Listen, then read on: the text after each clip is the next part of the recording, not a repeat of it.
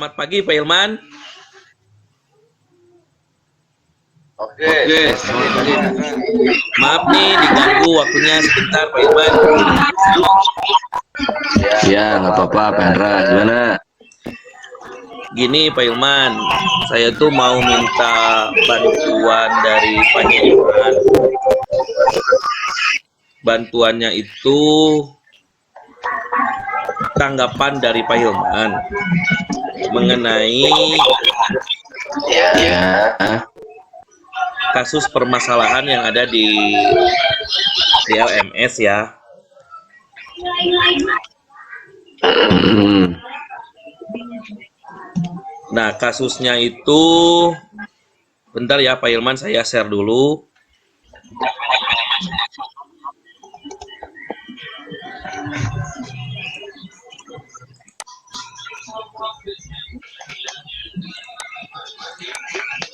Nah, bagaimana sudah muncul Pak Hilman? ya, ada. Ini yang Ibu Tati ini. Ya. Jadi kalau boleh saya bacakan kasusnya seperti ini Pak Hilman. Ibu Tati adalah guru kelas 5 yang merupakan rekan kerja Anda. Yang mana sama-sama mengajar di kelas 5 juga. Kebetulan kelasnya paralel dengan Anda. Ibu Tati ini terkenal sangat disiplin dan cenderung galak. Pada sisi lain, Ibu Tati juga pekerja keras, kemudian murid-muridnya pun selalu mendapatkan nilai-nilai yang sangat baik. Sebagian murid-murid sangat takut kepada beliau, dan sebagian lainnya bisa menyesuaikan diri dengan beliau. Kepala sekolah Anda dan orang tua murid juga sangat menghargai Ibu Tati. Suatu hari, Anda mendengar tangisan seorang murid dan pergi keluar untuk melihat asal suara tangisan tersebut. Anda melihat seorang murid perempuan kelas 5 yang sedang berlutut di atas bebatuan sekolah yang sangat panas pada hari itu. Siswa tersebut sambil menangis menghadap di depan pintu kelas Ibu Tati. Anda melihat Ibu Tati tidak menghiraukan suara tangisan muridnya dan tetap terus mengajar seperti biasanya. Namun, Anda juga bisa melihat bahwa beberapa murid di kelas Ibu Tati mencoba untuk mencuri pandang keluar kelas melihat temannya sedang menangis dan berlutut tersebut.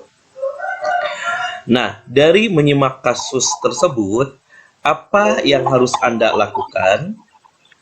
Apakah guru lain dapat menginstruksi di mana saat itu ada guru lain yang memiliki wewenang atas kelas yang didampinginya?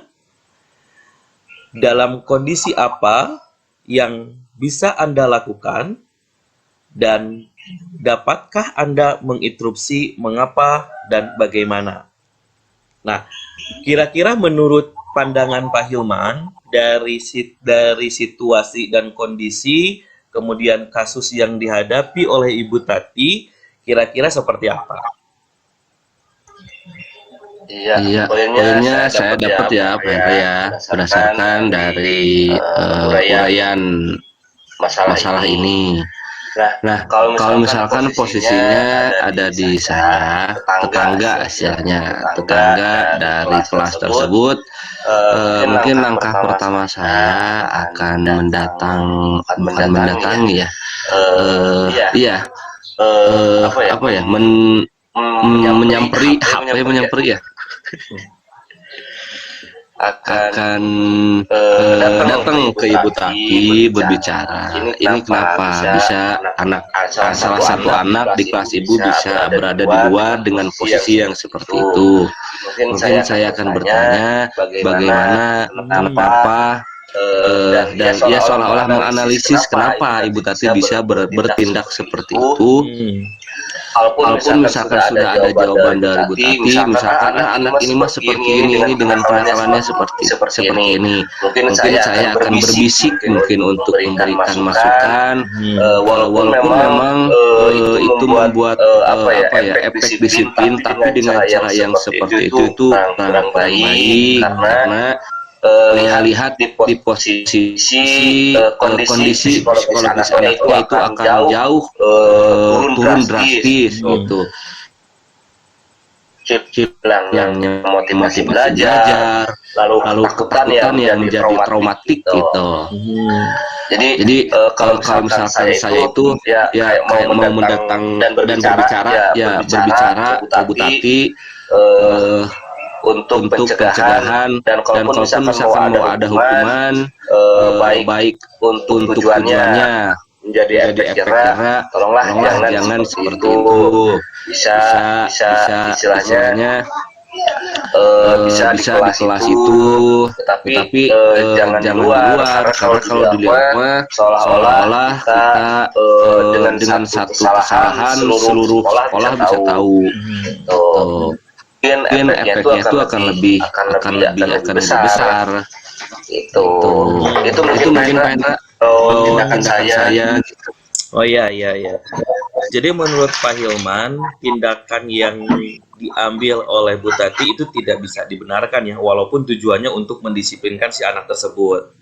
Dan kalaupun memang mau menerapkan hukuman untuk mendisiplinkan si anak, alangkah lebih baiknya kalau misalkan diterapkan di dalam kelas, jangan di luar kelas seperti itu gitu ya, menurut Pak Hilman. Karena kan kalau misalkan hukuman itu nggak berupa dengan seperti itu ya, nggak harus seperti itu. Banyak sekali hukuman misalkan, apalagi misalkan si anak tersebut melakukan kesalahan, bisa saja memberikan hukuman dengan pembelajaran yang lebih. Contoh, misalkan kalau di pembelajaran dahulu biasanya, kalau misalkan si anak melakukan kesalahan diberikan PR, misalkan saya salah dalam hal guru tersebut memberikan hukuman menulis sampai sekaca atau 2 kaca di dalam buku, itu kan sama saja hukuman, dan itu bisa hukuman yang lebih bermanfaat gitu. Si anak bisa juga berlatih mengenal huruf, lalu melancarkan jari-jari tangannya dalam menulis, itu kan hukumannya lebih bermanfaat gitu. Terus menurut pendapat Pak Hilman, apakah Pak Hilman bisa melakukan instruksi kepada Bu Tati, padahal kan seperti Pak Hilman tahu bahwa Bu Tati pada saat itu memiliki kewenangan full ya dalam mengkondisikan siswanya. Nah, menurut Pak Hilman bagaimana pendapatnya? Kalau misalkan instruksi gitu ya, kan tadi sudah dikatakan bahwa saya akan datang ke kelasnya. Misalkan kalau misalkan pada saat itu juga misalkan saat itu juga. Pada saat itu juga, karena kalau misalkan itu dibiarkan lama tambah kelamaan, itu traumatiknya tambah apa ya? Tambah susah untuk dihilangkan gitu. Jadi walaupun memang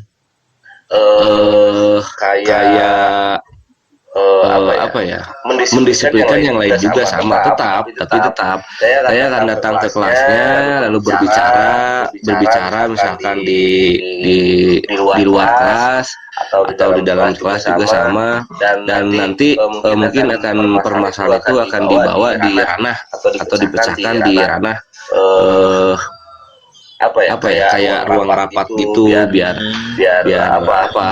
kepala sekolah juga tahu, walaupun memang mendisiplinkan, tapi karena ini tingkatannya di sekolah dasar, tolong bisa disederhanakan gitu. Kan bisa saja kayak tadi dengan hukuman yang lebih bermanfaat, bisa belajar juga. Misalkan berhitung nih, misalkan kalau misalkan hukuman nih ke anak ada kesalahan, bisa aja hafal dari 1 sampai 10, lalu di tes juga bisa itu hukuman. Atau kalau udah hafal dari 11 sampai 20 kan bisa hukuman juga. Itu yang lebih bermanfaat daripada kita memanfaatkan ketakutan orang lain. Baik, terima kasih Pak Hilman. Kalau boleh saya simpulkan, menurut Pak Hilman, dari kasus Bu Tati itu Pak Hilman akan mengambil tindakan langsung mendatangi Bu Tuti ya pada saat itu juga, kemudian berbicara sama Bu Tuti, melakukan komunikasi baik ya, bagaimana memberikan masukan kepada Bu Tati tentang kejadian yang dilakukan oleh Bu Tati. Kalaupun memang tujuannya untuk mendisiplinkan anak, alangkah lebih baiknya cari cara yang lebih baik. Jangan sampai membuat si anak itu menjadi traumatik, kemudian bisa lebih menerapkan hukuman-hukuman yang sifatnya lebih ke meningkatkan potensi si anak atau kemampuan si anak itu sendiri.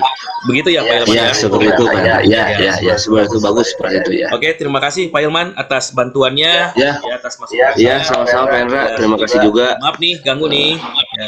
Iya, nggak apa-apa Pak Hendra. Ya. Mari ya Pak Ilman ya. Assalamualaikum. Ya, sukses. Yuk, Waalaikumsalam.